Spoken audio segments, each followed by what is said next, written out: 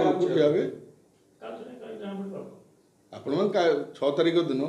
जो जनसमुद्र देखिए से देखिए स्वाधीन एमपी की भी आपण मैंने देखिए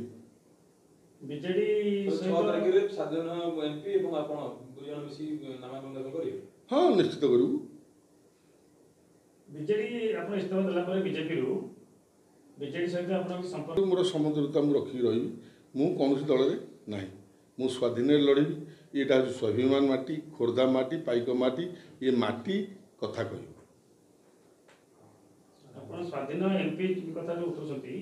स्वाधीन एमपी जी लड़े सी आपण संस्पर्श ना आपण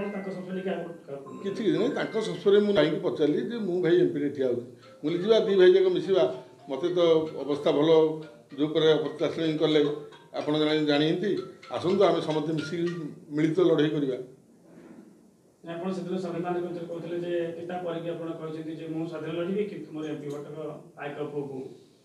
हाँ निश्चित सी केतବେଳେ समय कौन कह से कथा मुझे देखी यदि मंच उपरे कहथिले जे मोर अपराजिता षडंगी हरे एकमात्र लक्ष्य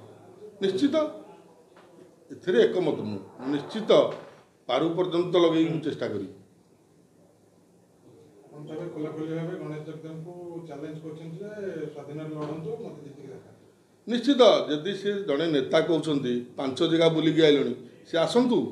स्वाधीन लड़वा दल छाड़ी दिंतु स्वाधीन लड़वा ये देखईदे माने किए पाइक आउ किए तसा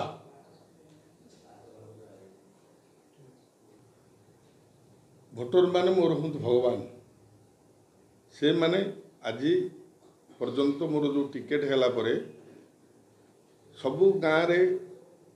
तांकर जो दुख प्रकाश करुछंती एवं दलर नेतृत्व को कहउछंती से भाई भौणी माने एवं जिते भोटर भाई माने मोर अछंती से माने निश्चित मो पर जन आशीर्वाद करेंगे एवं 15 ରୁ 20 हजार ये स्वाधीन प्रार्थी निश्चित जीत।